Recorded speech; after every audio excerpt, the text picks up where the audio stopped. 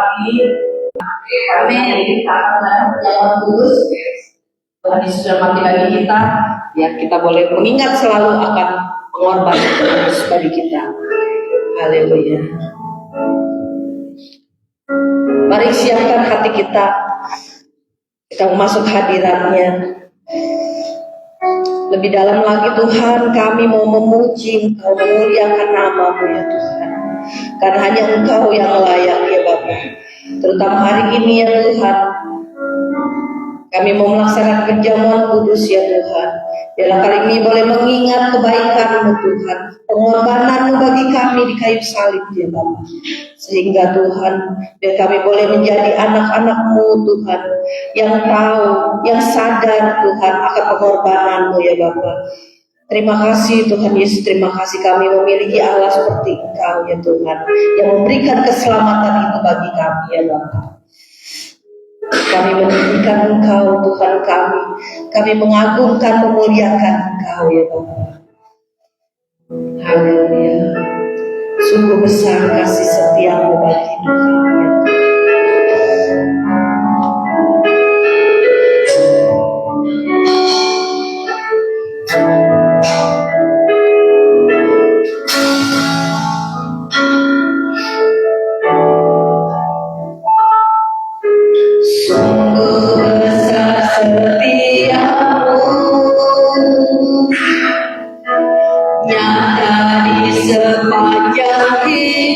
kami ya Tuhan.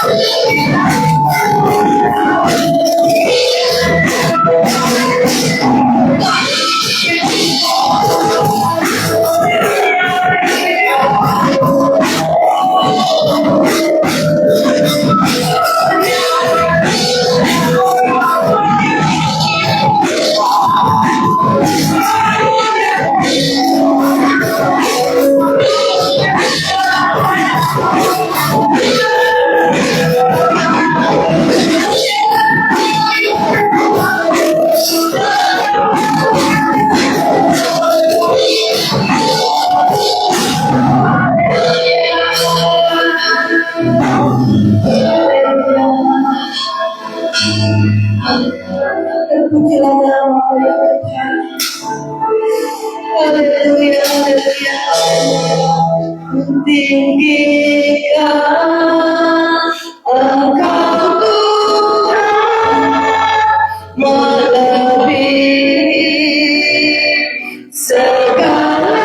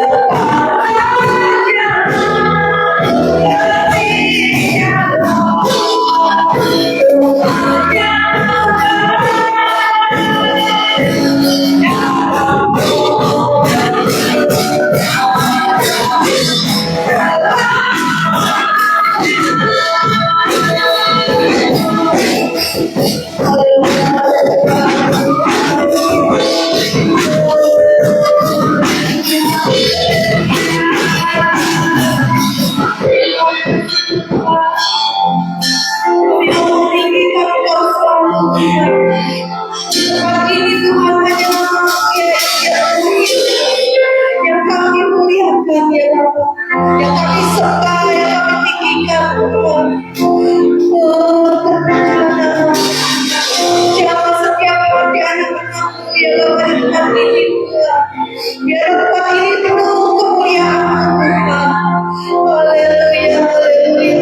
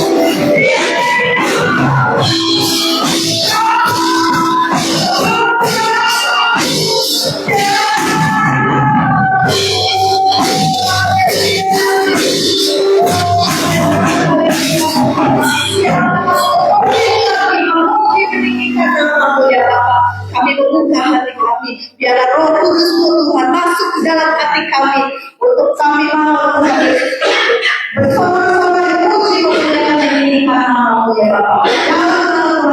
Haleluya. Dan siapa pun memuji memuliakan Tuhan kita katakan.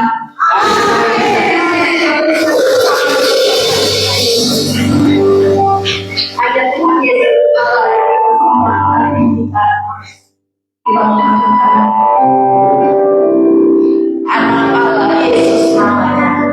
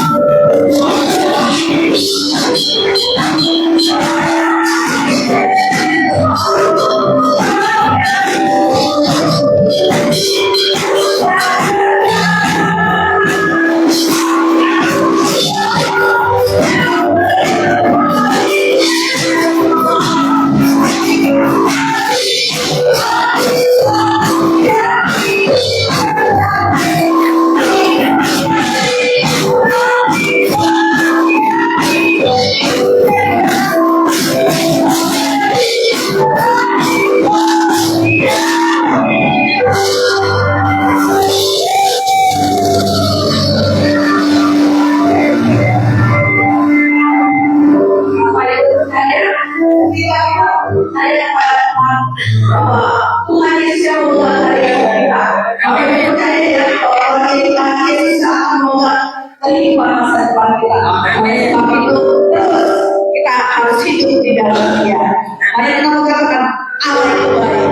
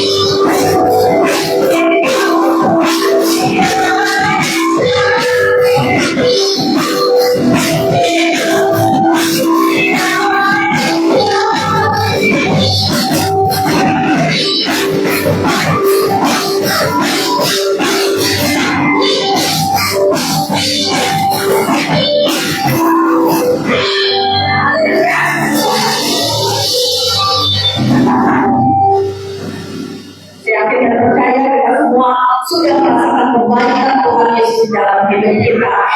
Haleluya. Karena kita adalah anak-anak Dia yang percaya kepadanya. Sebab itu, biar hidup kita selalu melekat kepada Dia.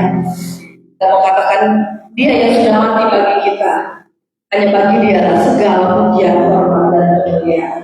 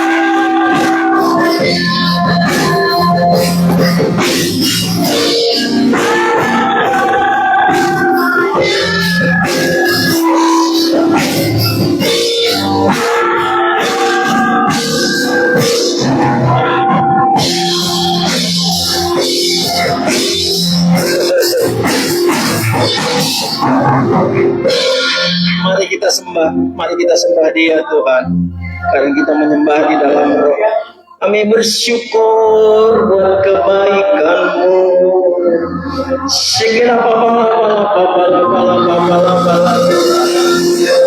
Kami beri hormat bagi-Mu. Kebaikan-Mu Tuhan.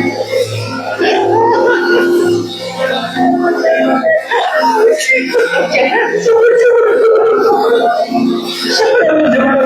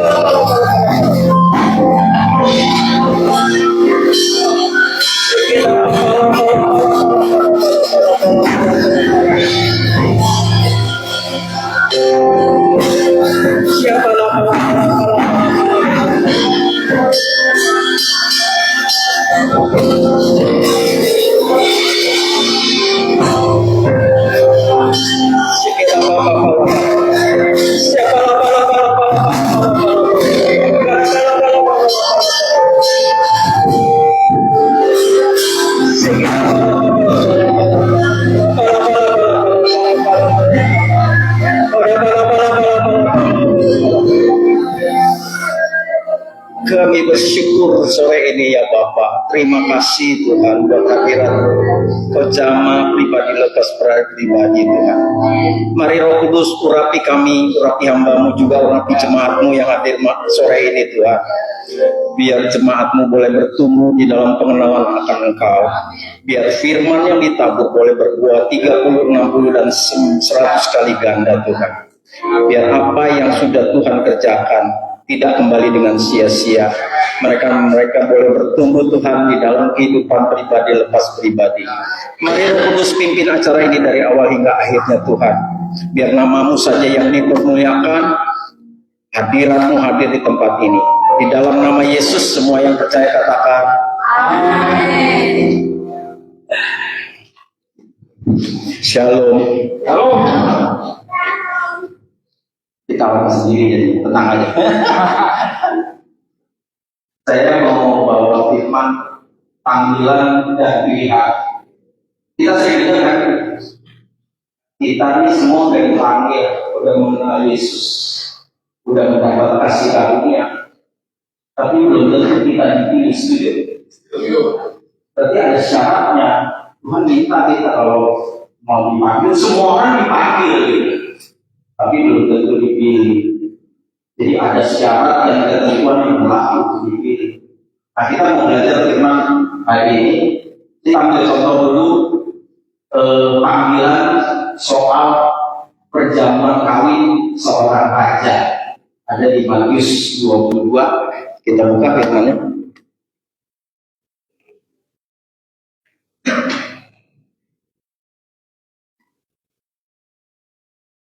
Matius 22 ayat 2. Perjamuan kawin anak raja. Ini juga undangan sama seperti kita. Jadi Yesus mengambil umpama kalau kerajaan surga seumpama seorang raja yang mengadakan perjamuan kawin untuk anaknya. Lanjut. Ia menyuruh hamba-hambanya memanggil orang-orang yang telah diundang ke perjamuan kawin itu. Nah, kita tahu bahwa kalau seorang raja diundang itu kan pasti sesuatu yang istimewa. Tapi orang-orang yang mau diundang itu nggak mau datang. Tadi saya juga gitu, tadi mau kemarin juga sama teman-teman gitu. Mereka udah janji dengan saya, ayo kita datang ke gereja Aceh. Mereka janji, iya, saya senang nih. Tapi begitu bugemnya sakit, bubarlah mereka dengan segala macam alasan. Kita coba cek lagi. Yang tiga, apa orang-orang itu nggak mau datang? Kita belajar firman ya. Ia pun menyuruh hamba-hamba lain pesan. Katakan kepada orang yang diundang itu, sesungguhnya hidangan telah disediakan, lembu-lembu datang, pemakaian lain sendiri, semuanya telah tersedia. Datanglah ke perjamuan. Jadi raja ini sudah mempersiapkan segala hidangan. Dia suruh lagi yang datang lagi, tanya kenapa alasan kalian datang? Hidangan sudah siapin, jadi nggak mungkin kurang. Makanan enak udah disembeli, karena kira itu. Datanglah ke perjamuan kami.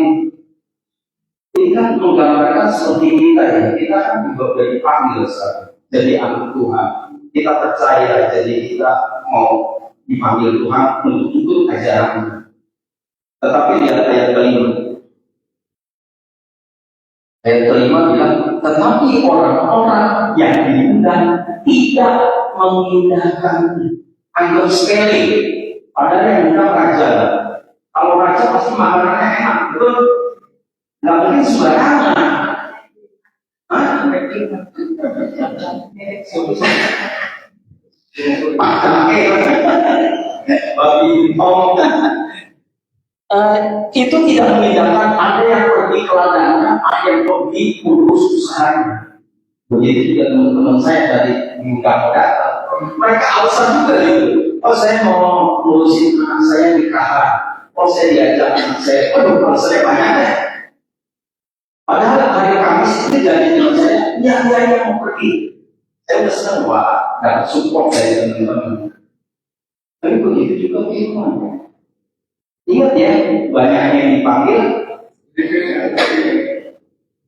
Kita mau belajar kenapa sih dipilih. Kita kupas itu lebih dalam besar. Ayat 6 boleh atau ayat 1 boleh. Dan yang lain menangkap hamba-hamba itu penyiksanya dan membunuh. Karena perintah raja.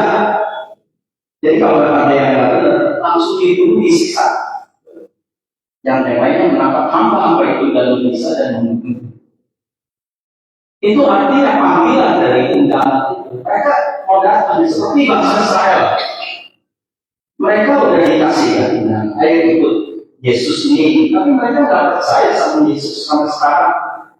Yahudi itu mereka punya agama sendiri ya, Yahudi mistisme. Mereka nggak percaya Yesus itu Tuhan, mereka percaya sama Nabi Abraham aja. Nabi Abraham dan nabi-nabi lain. Yesusnya kan, Yesus sama istilahnya sebagai tukang kayu. Itu udah diundang, itu mari kepada kakak kamu yang sudah berbukan, Yesus bilang akan memberi kelengkapan. Tapi mereka nggak mau datang, betul. Karena memang mereka gengil. Ini kan Yesus kasih perumpamaan. Perumpamaan ini perumpamaan buat Israel juga kita orang yang percaya. Kalau diundang masuk ke gereja agak mau, gitu. Mereka mau banyak acara tadi, mau ngurusin usahanya. Jadi banyak yang dipanggil, semua sudah dipanggil kenal Yesus, tapi untuk dipilih ada syarat. Ya, kita lanjut.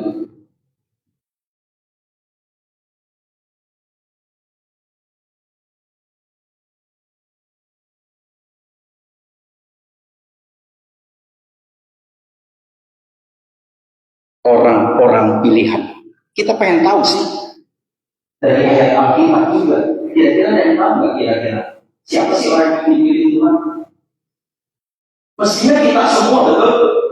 Kita semua dipilih. Tapi syaratnya Tuhan ada. Kita baca di Kolose 3 ayat 12. Ini syarat-syarat pilihan Tuhan. Jadi kalau kita mau jadi orang pilihan Tuhan, ayat 12, karena itu sebagai orang-orang pilihan Allah yang dikuduskan dan dikasihinya, kenakanlah belas kasih, kemurahan, kerendahan hati, kelemah lembut dada. Sebenarnya ayat ini bisa kasih. Buat apa kasih? Jadi nempel ya antara buat sama kasih. Ada satu lagi pengendalian diri itu nanti mesti. Tapi orang-orang yang dipilih Tuhan itu harus punya belas kasih, mesti punya kemurahan, murah hati, kerendahan hati, nggak sombong, kelemah lembutan, dan kesabaran.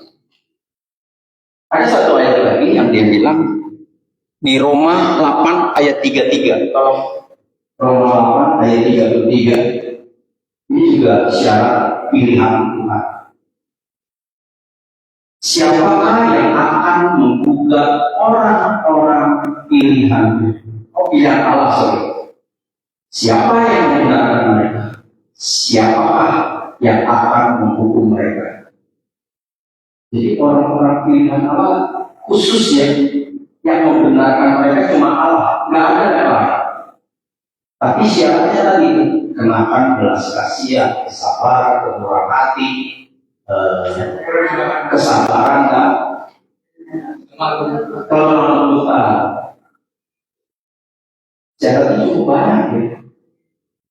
Tapi semuanya itu dirangkum di dalam buah-buah roh dan kasih. Sekarang saya tanya, kalau kasih itu apa? Kasih bilang, oh yang sabar betul, lemah lembut. Itu sebenarnya buah dari kasih. Kasih sebenarnya ada di 2 Yohanes 1 ayat 6. Tolong ayat. Kasih sebenarnya itu 2 Yohanes 1 ayat 6.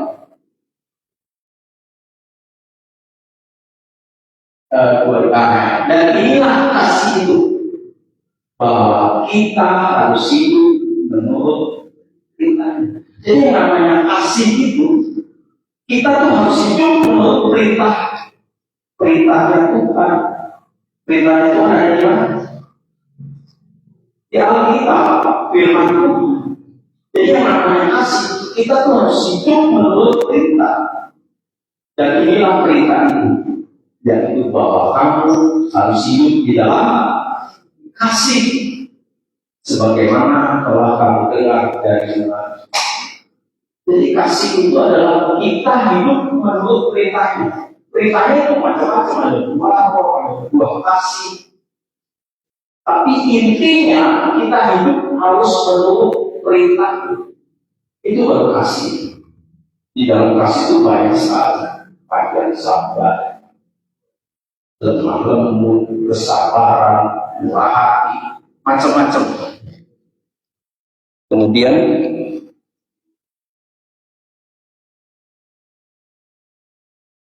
nah, baru kita ambil ayat pusatnya. 2 Petrus 1 ayat 3. Karena kita mau belajar gimana sih jadi orang pilihan Allah, apa syarat-syaratnya. 2 Petrus 1 ayat 3. Karena kuasa ilahinya telah menganugerahkan kepada kita segala sesuatu yang berguna untuk hidup yang saleh, oleh pengetahuan kita akan Dia yang telah memanggil kita oleh kuasanya yang mulia dan ajaib. Jadi kita beroleh sesuatu yang berguna untuk hidup yang saleh. Kita dapat dari kuasa ilahi yang telah memanggil kita oleh kuasanya yang mulia dan ajaib. Kita bagaimana sih bisa mengenal Allah kita? Kita bisa mengenal Allah kita itu karena Allah memanggil dengan kuasanya. Ada orang yang bertobat karena perjumpaan pribadi dengan Yesus dengan Roh Kudus. Allah memanggil kita dengan kuasanya. Banyak macam ya, orang dipanggil Tuhan itu banyak macam. Ada dia karena berdosa, kemudian minta ampun dan Tuhan langsung ampuni segalanya. Itu kuasanya. Tuhan memanggil kita itu yang berguna kepada kita untuk hidup yang saleh. Tuhan ajarkan setelah kita dipanggil, kita mesti mengubah hidup kita. Hidup kita harus saleh. Tadi kita belajar ayat 4. Dengan jalan itu Ia telah menganugerahkan kepada kita apa? Janji. Janjinya apa sih? Janji Tuhan yang paling kita nantikan yaitu hidup kekal bersama Dia, betul? Itu yang Tuhan janji kepada kita. Jadi kita di bumi ini cuma sementara, betul? Kita tuh orang asing di sini, rumah kita di surga, di sini cuma sementara. Janji-janji yang berharga yang sangat besar, supaya olehnya kamu memperoleh bagian dalam kodrat ilahi. Kodrat ilahi. Jadi kita yang tahu kodrat ilahi. Kodrat ilahi itu sesuatu yang diberikan sama Tuhan, supaya kita sanggup melakukan dan luput dari hawa nafsu duniawi yang membinasakan dunia. Kenapa kita bisa luput dari hawa nafsu? Nah, karena kalau dunia itu bicara apa? Daging.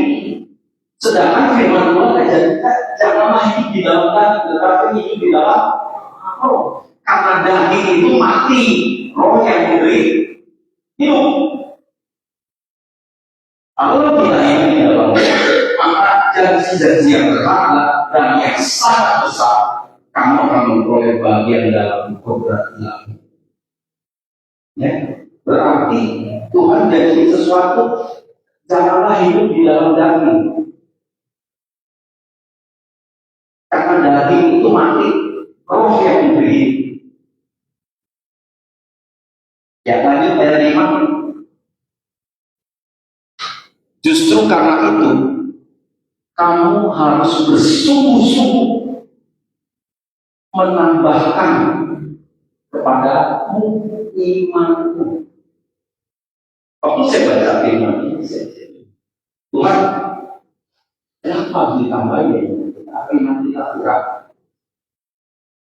Sekarang pertanyaan ini, gimana sih iman kita bisa bertambah?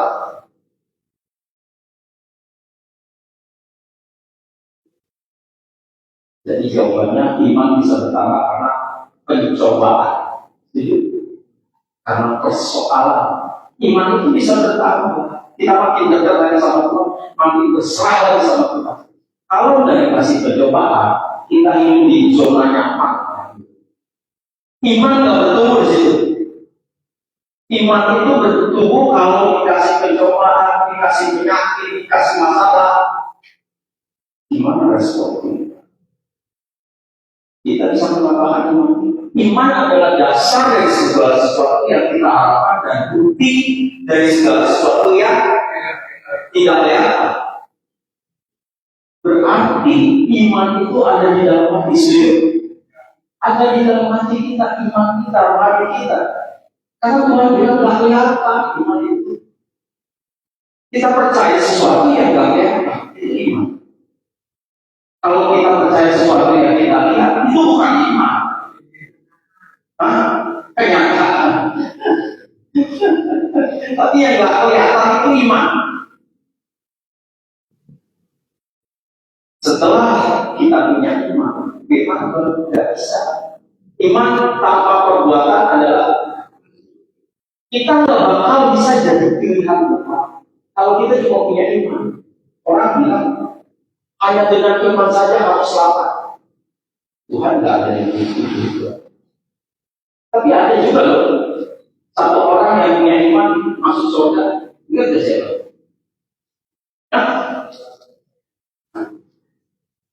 Penjahat yang istilah Yesus ya, cuma punya iman dari perbuatan. Kenapa? Udah sama-sama disalib kan? Dia sama-sama berbuat jahat, tapi dia punya iman. Dia bilang, ingat ya nanti kalau lu pulang ke surga, hari ini juga kau akan di surga. Tapi pertanyaan saya, apa dia di surga, apa di halaman surga? Karena dia nggak melakukan apa-apa, dia berbuat apapun di halaman surga itu bermakna. Yang penting bersama Tuhan itu surga. Karena firman Tuhan bilang, orang yang melakukan itu mendapat upah, ada mahkota kehidupan, mahkota kebenaran. Kan kita mau tingkatnya pilihan. Banyak yang dipanggil, sedikit yang dipilih. Karena susah masuknya itu. Kita harus pertama nambahin iman. Gimana nambahin iman? Kita harus melatih tubuh kita supaya kita mau hidup di dalam roh. Tanpa penambah iman kita itu dasar. Iman anak-anak, bukan dewasa rohani. Seseorang bisa dewasa rohani saat dia menghadapi persoalan. Karena firman Tuhan bilang, tanpa pencobaan tidak ada seorang pun bisa melihat Allah atau bisa naik rohani. Rohaninya dewasa, rohani anak-anak. Rohani anak-anak kan kerjaan cuma minta. Itu Tuhan mau kita dewasa rohani.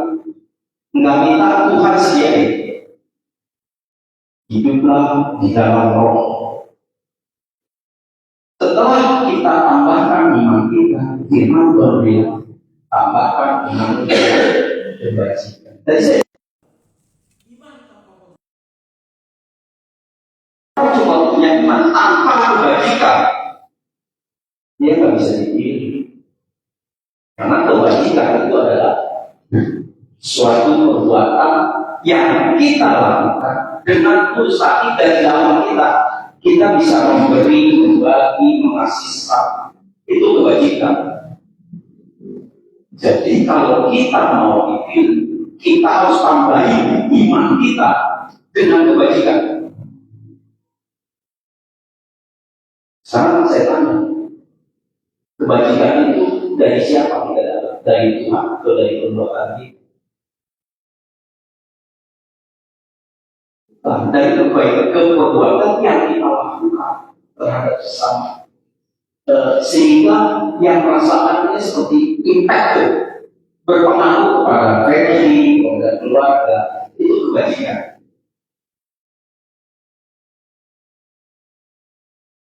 Setelah kita lakukan kebajikan, firman Tuhan tambahkan kebajikan itu dengan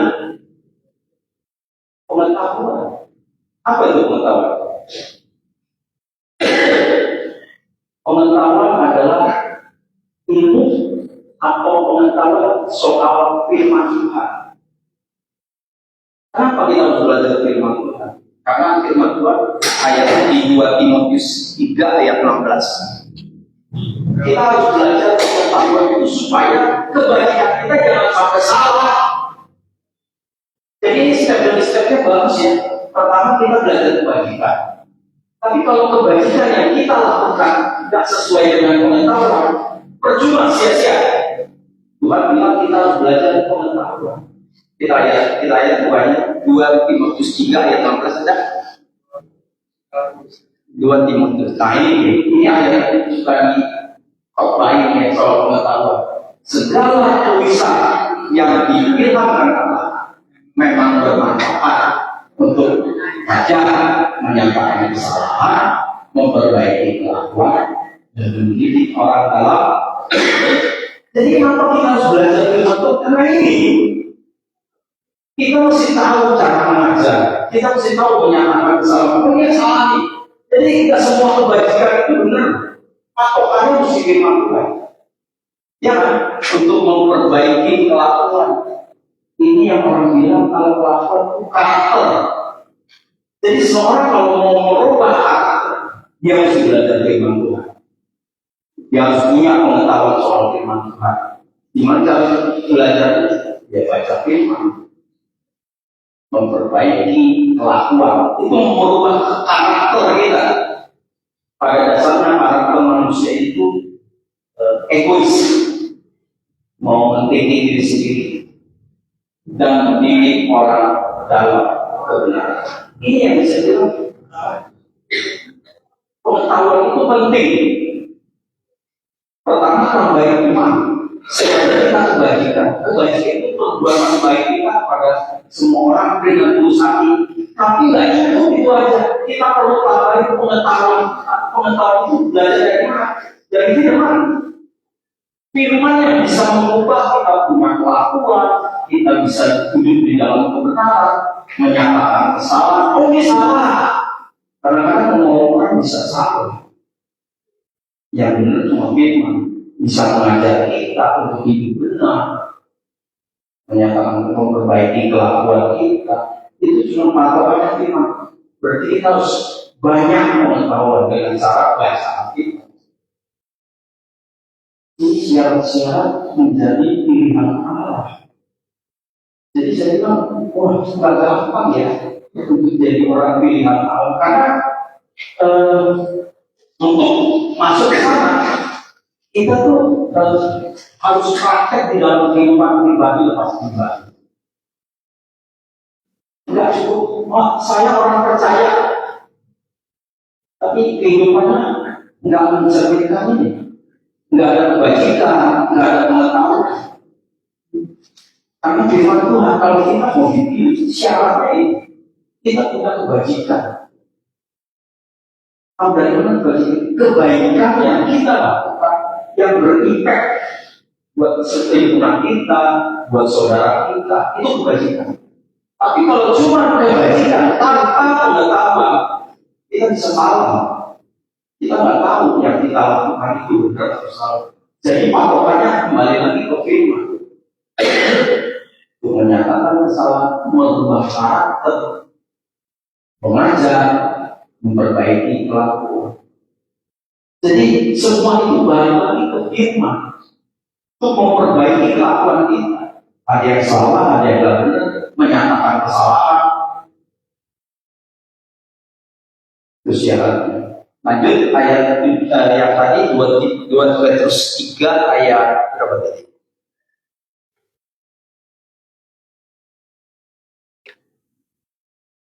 2 Petrus 1 ya ayat 3 sorry ayat berapa tadi? Lanjut yang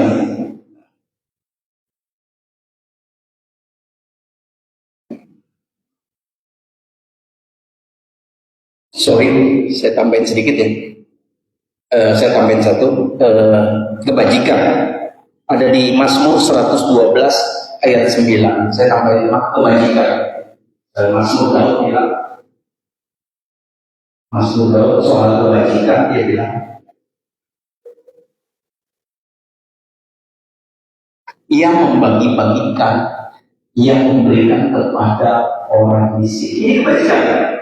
Si Daud bilang, ia membagi-bagikan, ia memberikan orang miskin, memberikan kepada orang miskin. Kebajikan yang tetap selama-lamanya. Daud, Rasul Daud sudah bilang gitu, yang namanya kebajikan suka memberi kepada siapa? Kepada orang miskin.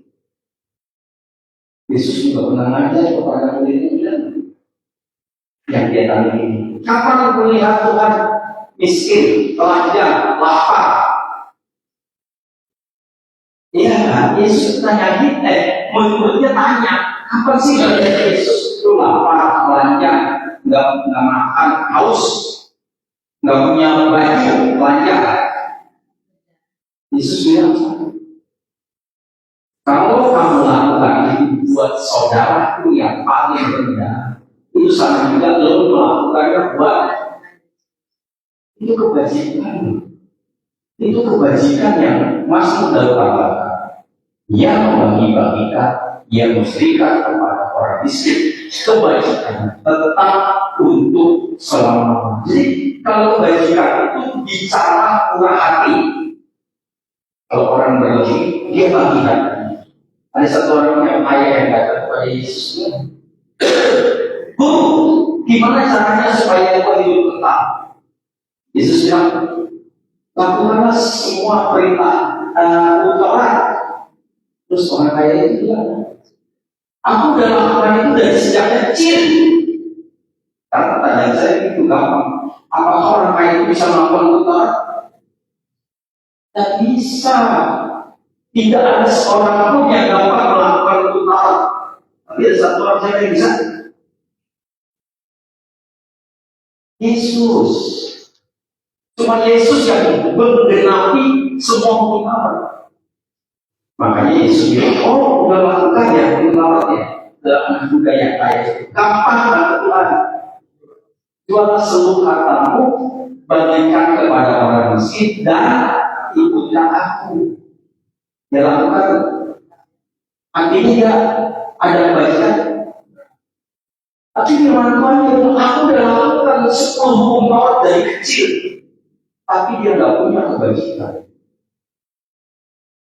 Makanya saya bilang susah-susah gampang ya ikut Tuhan. Untuk sampai di sini kita mesti punya hati yang tadi belas kasihan. Betul? Susah melihat orang susah, senang melihat orang senang. Itu belas kasihan.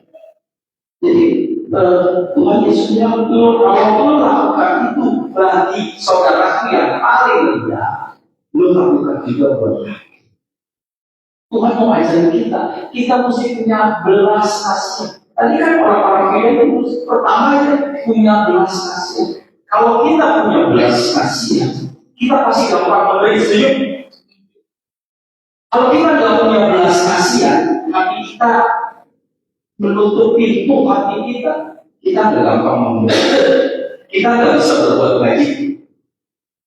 Tuhan bilang kebajikan, tambahkan imanmu dengan kebajikan. Sedangkan membaik kebajikan itu maksud Allah yang membagi-bagikan, memberikan kepada orang. Jadi kita mau belajar, kita juga mau baca itu. Jangan simpan harta kita di dunia. Kenapa? Karena harta kita di dunia harap dan dicuri maling. Asalnya gitu ya. Tapi bagikanlah hartamu supaya lu simpan harta lu di surga. Caranya gimana? Bagi-bagi orang miskin. Firman Tuhan yang ajar kebajikan. Tambahkan imanmu dengan kebajikan. Kebajikan seperti apa? Ini Tuhan Yesus juga ada. Dan contohnya yang orang kaya. Jual seluruh hartamu. Saya sering mikir gitu. Orang kaya kalau jual seluruh hartanya jadi miskin. Kalau baca firman benar-benar seorang Tuhan, kalau dia bagiin hartanya, berarti dia jadi miskin, betul? Pasti nggak semua mestinya dia masih ada semuanya berhidup, tapi harta yang dia peroleh dia akan dibagi kepada orang miskin. Setelah itulah ada syaratnya. Nggak cukup cuma bagi-bagi harta bisa masuk surga. Nanti kita mau yang dipilih. Syarat pertama punya iman, kedua kebajikan, ketiga tadi pengetahuan. Betul? Nah, yang pengetahuan saya mau tambahin.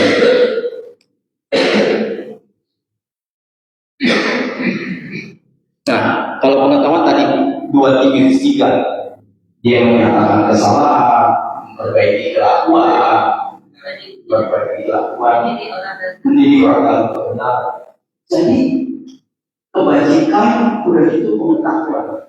Kita lanjutkan 2 Petrus 1 ayat 6 kali ya. 6 atau 5. Lanjutin yang tadi. Setelah pengetahuan, Tuhan mengajarin kita penguasaan diri. 2 Petrus 1 ayat dan kepada pengetahuan penguasaan diri. Tuhan kok kenapa ya? Setelah kita belajar firman Tuhan, kita harus belajar menguasai diri kita. Pertanyaan saya, penguasaan diri ada di waro yang 9. Seseorang bisa menguasai diri. Ya, saya tambahin. Seseorang bisa menguasai diri kalau dia punya pengetahuan soal firman Tuhan. Setuju? Penguasaan diri itu adalah dari tuntunan Roh Kudus, karena dia buah roh. Orang yang bisa melakukan penguasaan diri, dia punya roh, hidup di dalam roh, baru dia bisa menguasai diri. Contoh,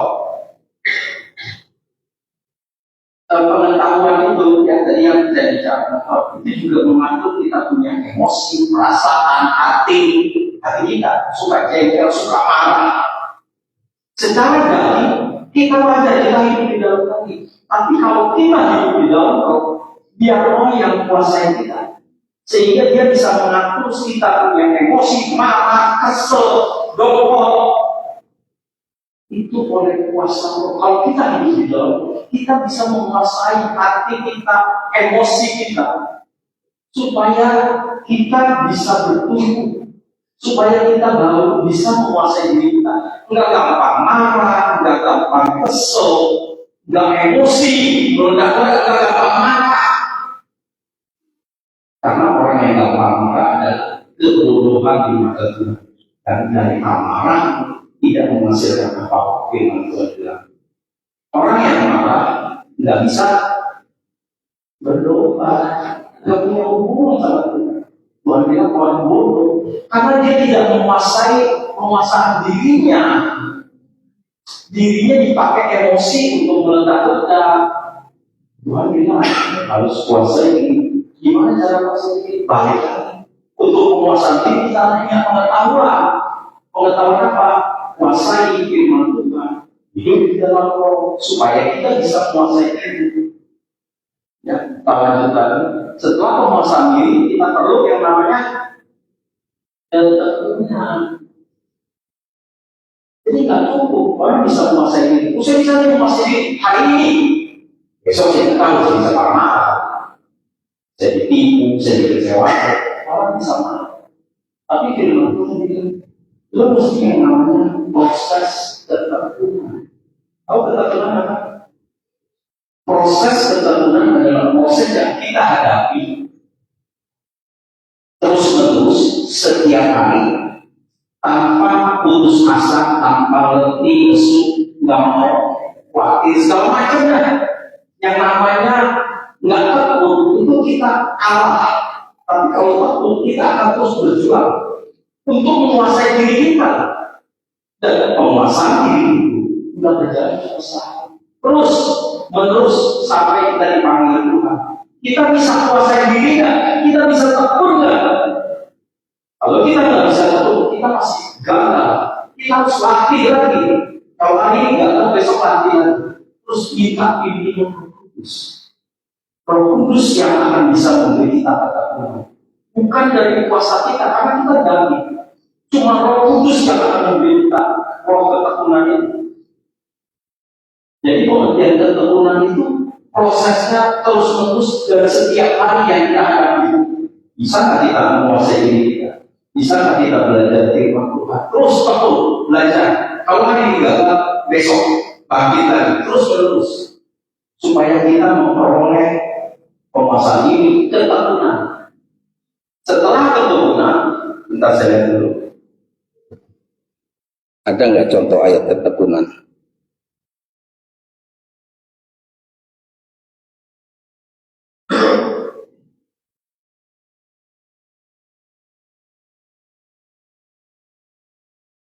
Ditambahkan kesalehan. Karena saya tanya yang kesalehan itu apa sih? Kesalehan itu bukan perbuatan kita terhadap sesama. Ingat di Alkitab ada orang yang salah.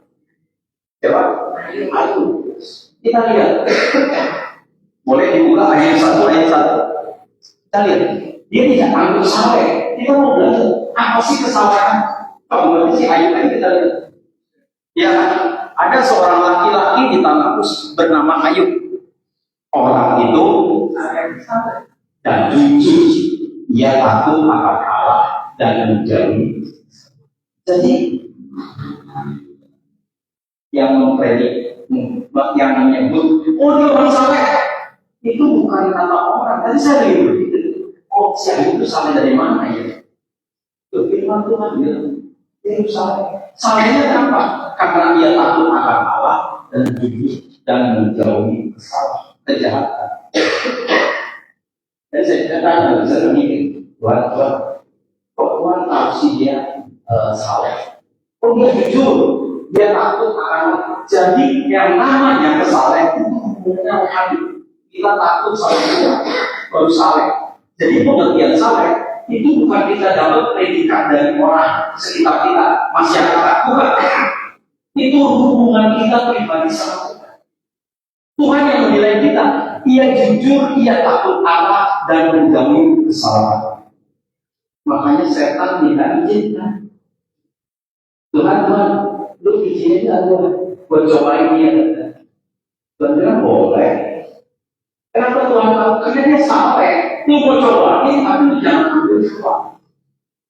Sampai hartanya habis begitu kena penyakit. Tadi sudah gitu, Tuhan, sampai itu jadi gimana sih definisinya gitu?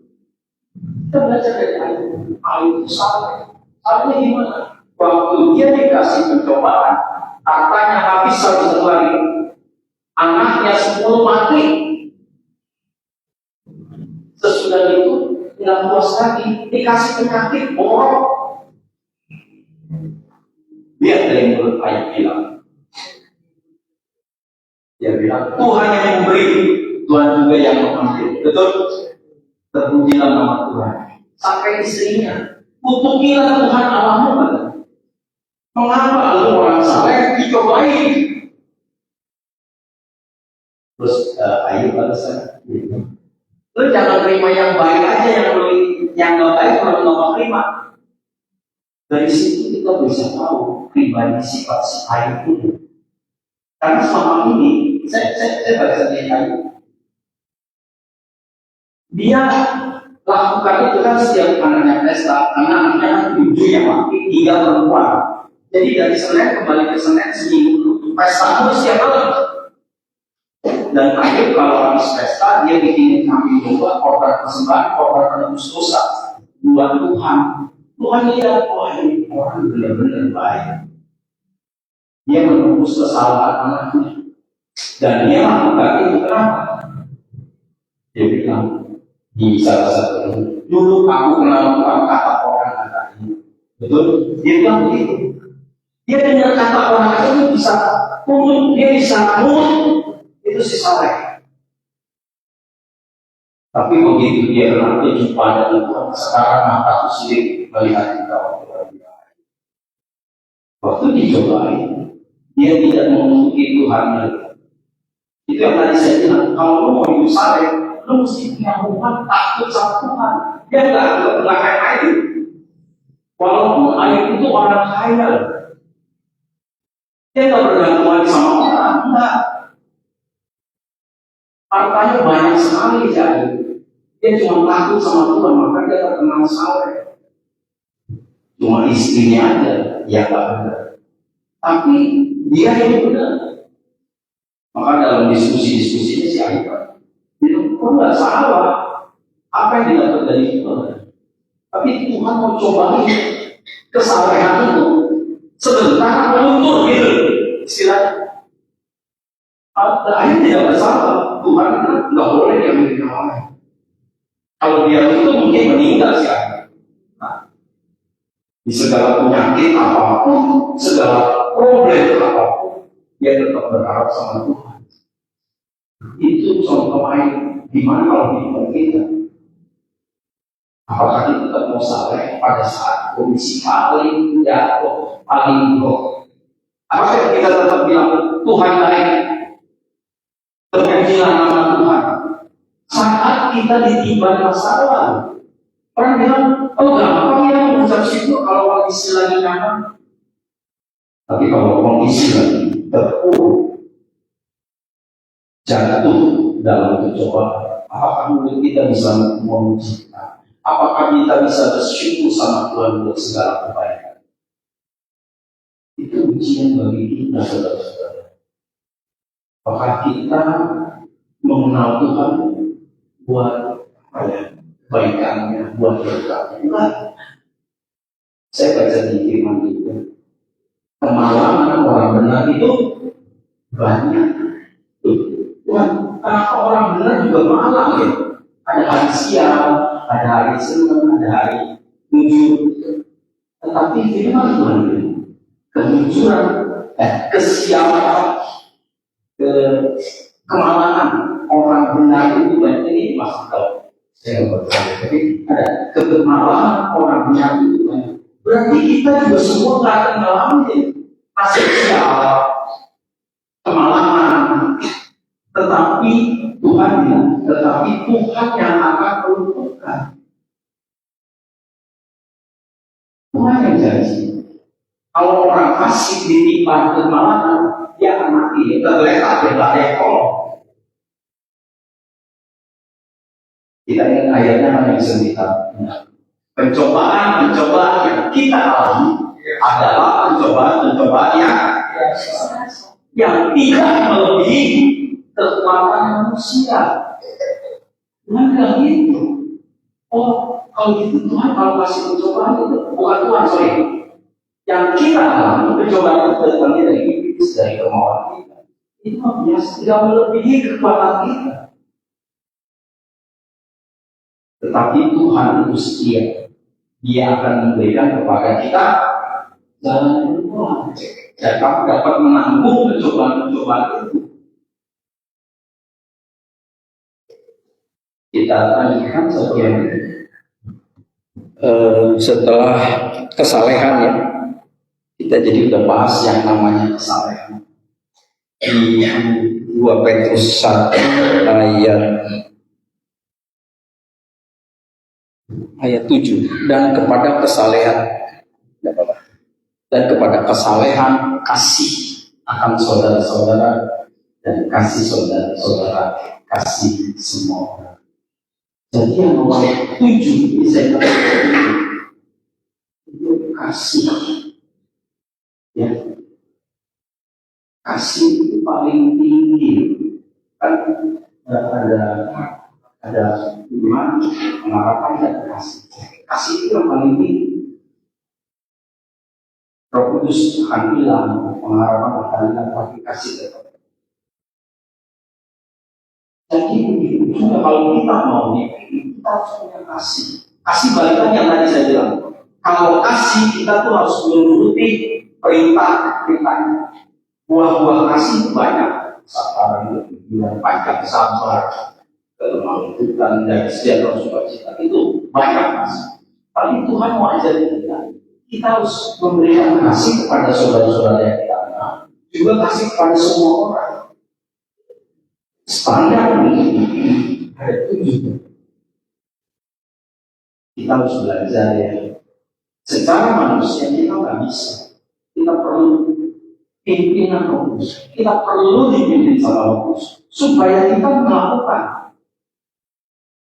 bisa melakukan kebajikan, kita belajar pengetahuan, kita bisa menguasai diri, kita harus bertakwa, kesalehan, dan kasih. Syarat untuk kita yang sanggup dipilih Tuhan. Tujuan ini.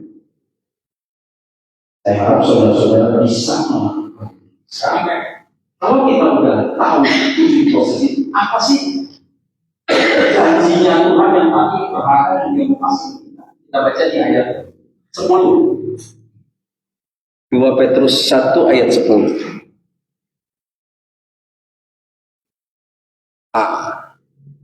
Firman Tuhan bilang, ada yang 11 lagi, nggak apa-apa ini. Karena itu saudara-saudara, berusaha sungguh-sungguh supaya panggilan, tadi kan kita dipanggil, sama dipilih dan pilihan, makin kuat di dalam Tuhan. Sebab kalau kamu melakukannya sungguh-sungguh, kamu tidak akan pernah supaya jatuh. Perasaan itu jatuh. Kalau kita sungguh-sungguh, kita terjatuh dalam dosa, terjatuh dalam segala persoalan. Jadi lakukanlah itu dengan sungguh-sungguh, serius. Ayat 11-nya. Ini jadi Tuhan. Dan dengan demikian kamu akan dikaruniakan hak penuh untuk masuk kerajaan Allah. Kalau hak penuh kan VIP, kartu khusus masuk kerajaan surga. Terus bilang, kita dikasih hak penuh masuk kerajaan surga, yaitu kerajaan Tuhan dan juru selamat kita Yesus. Gampang masuk. Proses. Susah kalau menurut daging. Hiduplah oleh Roh supaya kamu bisa hidup. Kalau kita di dalam daging, pasti berat. Kita harus latihan badan itu terbatas. Ingat, tetapi oleh Roh kamu diberi kehidupan. Jadi sekarang kita belajar di dalam Roh. Semua yang tadi diberi BBM, kuncinya cuma Roh. Roh Kudus yang ada di dalam kita. Dia yang memampukan kita, bukan karena kegagalan kita, karena kebiasaan kita. Karena kita manusia daging, tapi oleh daging kita akan jelas, tetapi oleh Roh kita bakal. Jadi semuanya itu tetap kita perlu yang namanya tuntunan Roh Kudus. Roh Kudus yang memberi kita kekuatan, Roh Kudus yang memampukan kita melakukan yang tadi tujuannya. Tanpa Roh Kudus kita nggak. Kan bilang kalau mau dapat VIP kartu kerajaan surga, Tuhan yang hasil, ya, kepada kamu akan dikaruniakan hak penuh Kalau udah hak penuh itu berarti kita masuk dengan bebas dalam kerajaan Allah.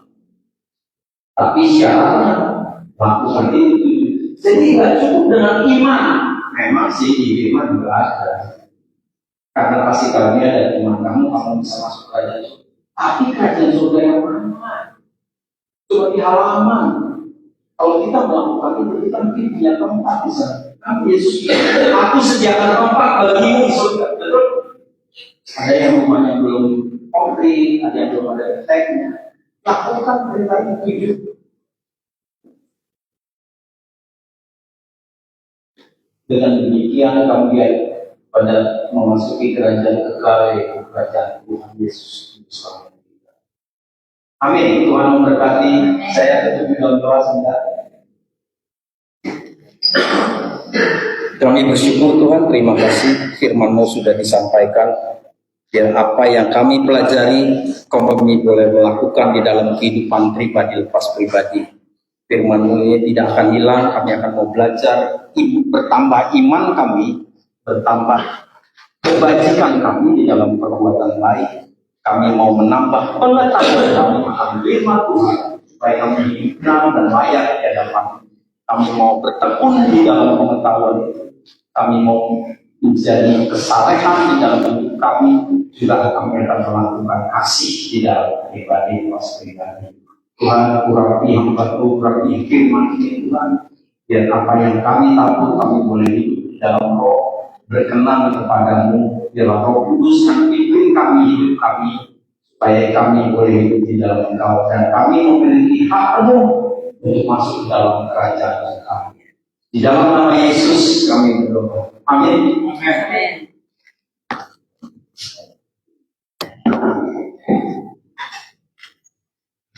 Saya silakan ke Pak Pemilang Jamuan Kudus.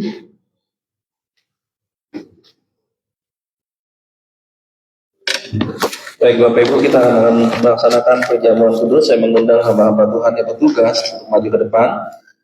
Dan ya, kita akan persiapkan dan akan menerima anggur dan roti di minggu pertama atau di hari yang kedua di bulan Agustus. Mari kita berdoa. Tuhan, terima kasih untuk waktu kesempatan sore hari ini. Izinkan kami untuk kami bersekutu bersama-sama, mendengar sabda Tuhan, dan juga Tuhan kami diberkati oleh pujian penyembahan kami.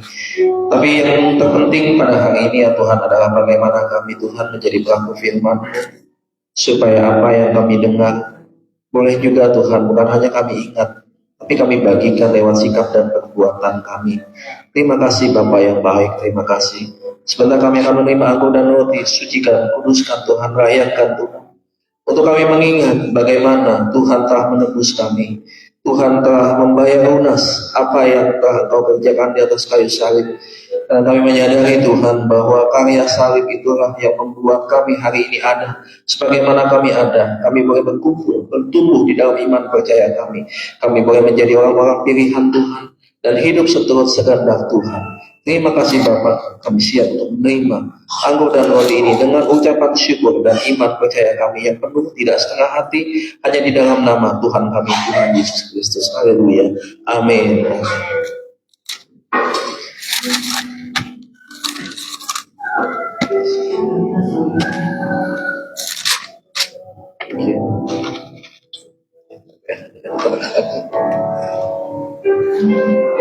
Karena salibmu oh hidup, karena salibmu oh ada.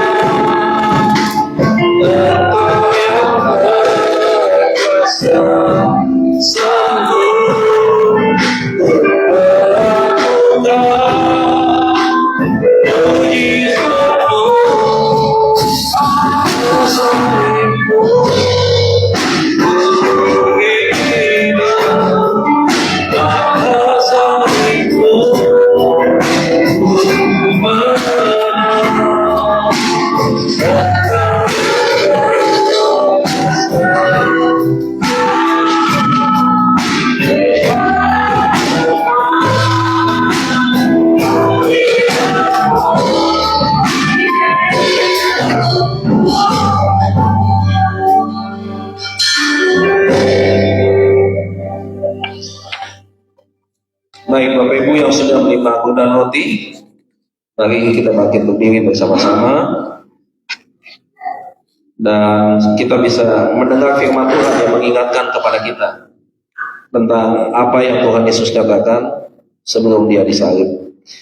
Demikian dia berkata, maka kata Yesus kepada mereka, aku berkata kepadamu, sesungguhnya jika kamu tidak makan daging anak manusia dan minum darahnya, kamu tidak mempunyai hidup di dalam dirimu. Barang siapa makan dagingku dan minum darahku, ia mempunyai hidup yang kekal, dan aku akan membangkitkan dia pada akhir zaman.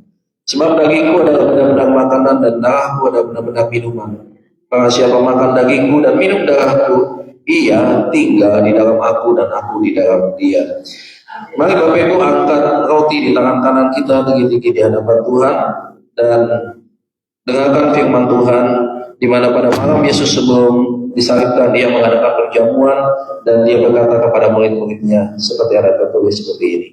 Sebab apa yang telah teruskan kepada mereka terima dari Tuhan, yaitu bahwa Tuhan Yesus pada malam waktu ia diserahkan mengambil roti dan sesudah itu ia mengucap syukur atasnya. Ia memecah-mecahkannya dan berkata, inilah tubuhku yang diserahkan bagi kamu.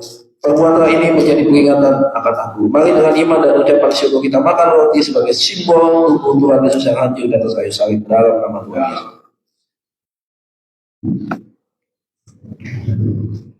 Dan mari persiapkan anggur di tangan kanan kita Bapak Ibu Saudara, angkat tinggi-tinggi di hadapan Tuhan. Demikian juga ia mengambil cawan sesudah makan lalu berkata, cawan ini adalah perjanjian baru yang dimeteraikan oleh darahku. Perbuatlah ini setiap kali kamu meminumnya menjadi peringatan akan aku. Mari kita minum dengan ucapan syukur dalam nama Tuhan Yesus. Haleluya, haleluya. Silakan duduk Bapak Ibu sudah dikasihi Tuhan. Mari naikkan pujian syukurmu di hadapan Tuhan. Angkat pujian mazmurmu di hadapan Tuhan. Mengucap syukur buat apa yang telah kita terima. Lewat aku yang terima.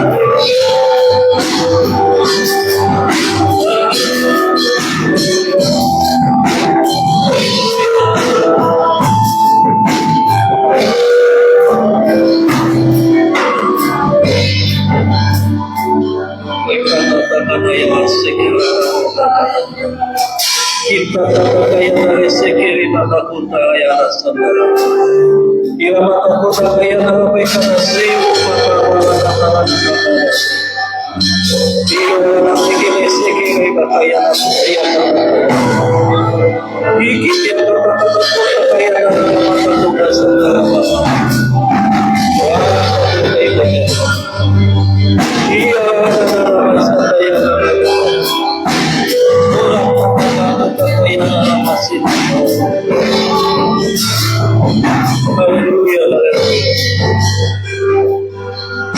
Haleluya. Mari kita renungkan kebaikan Tuhan atas hidup kita. Mari kita renungkan apa yang Tuhan telah sampaikan bagi kita sore hari ini. Tuhan tidak pernah panggil saudara untuk panggilan untuk hidup yang sia-sia. Saudara, Tuhan mengundang saudara menjadi tamu VIP. untuk menjadi warga negara kerajaan surga. Kita bersyukur kita punya Tuhan yang hidup. Kita bangga mendapatkan tempat yang terbaik bukan hanya di hati Tuhan. Kita bersyukur karena Dia melupakan semua perantaraan kita. Dia mengampuni apa yang telah kita perbuat di masa lalu. Seringkali tanpa sadar kita ada di dalam ingatan dan pikiran yang lama. Oh, seakan-akan Tuhan tidak pernah memperhatikan kita. Oh, Tuhan tidak pernah menerima kita. Namun sebaliknya, Dia selalu menerima kita apa adanya. Tidak ada batasan, tidak ada kekurangan. Dia tidak pernah pandang saudara seperti apa. Dia tidak pernah pandang status saudara. Dia tidak pernah pandang kekayaan saudara. Dia tidak pernah pandang jabatan saudara. Dia tidak pernah pandang pelayanan saudara. Yang Ia lihat adalah hati yang mau taat, hati yang rela untuk Tuhan bentuk, hati yang selalu mendengar apa yang mau Tuhan bagikan dan Tuhan sampaikan buat kita. Mari kita menyadari bahwa kita adalah pribadi-pribadi yang dikasihi Tuhan. Bahwa kita pribadi-pribadi yang berharga di hadapan Dia. Kita mau berkata, Tuhan terima kasih. Karena hanya lewat salib-Mu Tuhan, kami boleh hidup. Karena lewat salib-Mu Tuhan, kami boleh bertumbuh di dalam iman dan pengenalan akan Tuhan yang pasti menuntun kami kepada keselamatan. Terima kasih ya Bapa, terima kasih. Haleluya, haleluya. Haleluya, haleluya. Haleluya. Sekian katakan saya. Lihat tekin rasa kaya takut kata kawalan kata kasih. Hingga kata tiara mata kata sekian kata. Maka tekin rasa kata kata. Selamat Bapak Yohanes kita kata. Terima kasih Tuhan.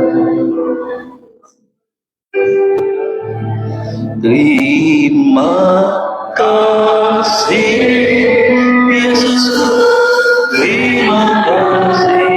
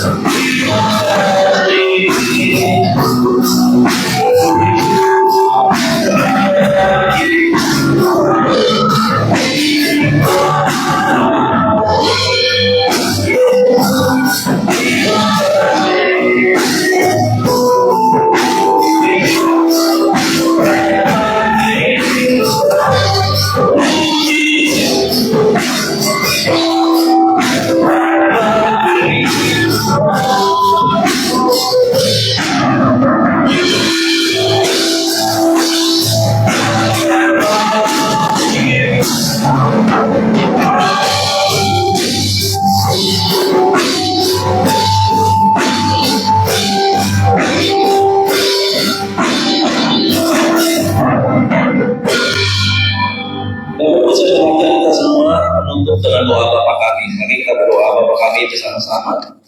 Bapa kami di dalam kerajaan surga, dikuduskan namamu, datanglah kerajaanmu, jadilah kehendakmu di bumi seperti di surga. Berikanlah kami pada hari ini makanan kami yang secukupnya, dan ampunilah kami akan kesalahan kami, dan janganlah membawa kami ke dalam pencobaan, tetapi lepaskanlah kami daripada yang jahat. Karena Engkau yang punya kerajaan dan kuasa dan kemuliaan sampai selama-lamanya. Amin. Tuhan Yesus berkati kita semua. Haleluya, kita sudah mengadakan perjamuan kudus. Terima kasih buat Bapak Daniel yang sudah membawa firman Tuhan pada sore hari ini yang luar biasa mengajar kita firman Tuhan yang lebih dalam lagi ya. Sekarang kita akan memberikan persembahan. Mari kita siapkan. Kita memberikan dengan sukacita. Kita berdoa terlebih dahulu. Terima kasih Tuhan buat firman-Mu yang telah mengajarkan kami ya Bapak. Biarlah Tuhan, apapun yang telah kami terima Tuhan, biarlah Tuhan boleh tertanam di dalam hati kami dan boleh menjadi berbuah Tuhan di dalam kehidupan kami Tuhan untuk kedepannya ya Bapak. Biarlah Tuhan firman-Mu ini terus Tuhan memimpin kehidupan kami dan kami semakin hari semakin intim lagi dengan Engkau ya Bapak. Terima kasih Tuhan, berkati Pastor Daniel yang sudah membawakan firman-Mu ya Bapak. Tuhan pakai kehidupannya, keluarganya Tuhan. Terima kasih Bapak, dimanapun Kau putus ya Bapak, biar kiranya tanda-tanda heran menyertai dan Kau terus pakai dia lebih dahsyat lagi.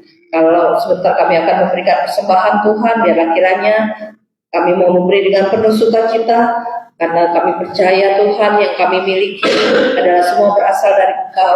Dan saat ini kami mau memberi dengan penuh sukacita dan ucapan syukur dalam nama Tuhan Yesus. Haleluya. Amin.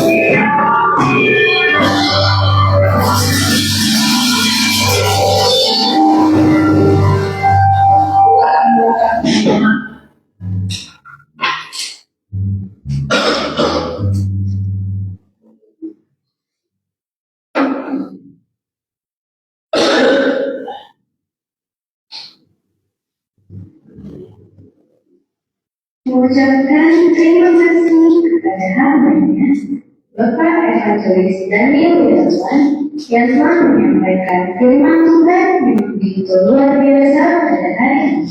Tuhan Yesus memberkati.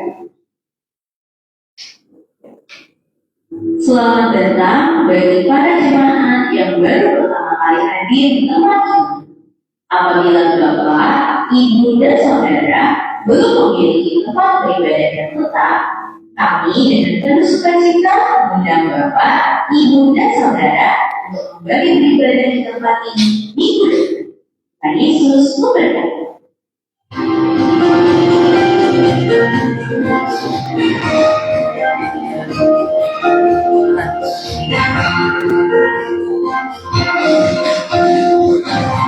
Seluruh jemaat mengucapkan terima kasih kepada hamba-Nya, Bapak Evangelis Daniel Wirawan yang telah menyampaikan firman Tuhan yang begitu luar biasa pada hari ini.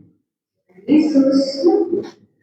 Baiklah, pengumumannya karena sinyalnya kurang bagus ya.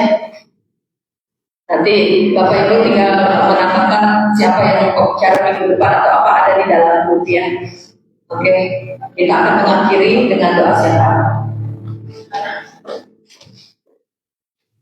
Mari Bapak Ibu, saya undang untuk bangkit berdiri. Kita akhiri ibadah kita sore hari ini. Terima kasih Bapak yang baik. Kami bersyukur hari ini kami boleh ditegur, diajar oleh Engkau Tuhan melalui firman Tuhan. Kami mau belajar hidup di dalam kebenaran. Kami mau berjalan dengan Roh-Mu Tuhan agar kami boleh masuk di dalam kerajaan Tuhan.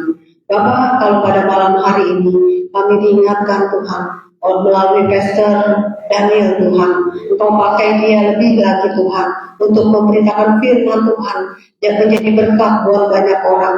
Dimanapun Engkau utus dia, tanda-tanda heran, tanda-tanda ajaib selalu menyertainya. Terima kasih Tuhan, berkati keluarganya, berkati usahanya, berkati kehidupannya Tuhan. Karena kami percaya Engkau yang senantiasa bersama-sama dengan Pastor Daniel Tuhan. Terima kasih Tuhan, terima kasih.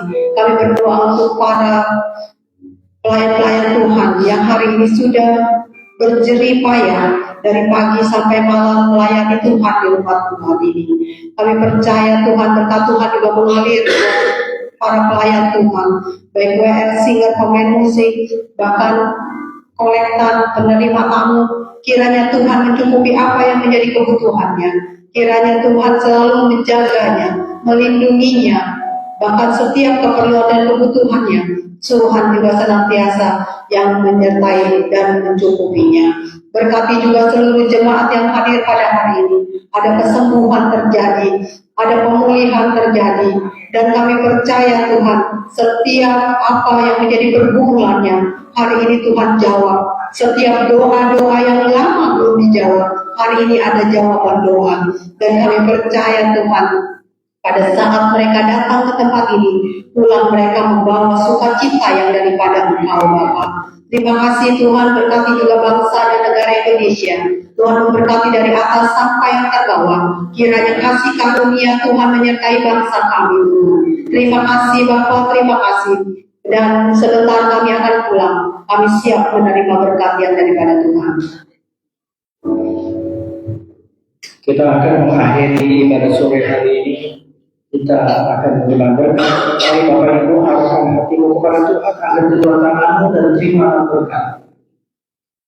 Kiranya damai sejahtera Allah senantiasa menyertai engkau. Tuhan memberkati engkau baik dalam pekerjaan. Tuhan memberkati engkau di dalam keluarga. Tuhan memberkati engkau di dalam pelayanan. Tuhan memberkati engkau di dalam segala yang engkau lakukan sesuai dengan kehendak-Nya. Kiranya berkat dari Bapa di surga, cinta kasih karena dari Tuhan Yesus Kristus di dalam pertolongan penghiburan Roh Kudus dari sekarang sampai selama-lamanya di dalam berkat Tuhan Yesus Kristus. Mari kita sama-sama katakan amin.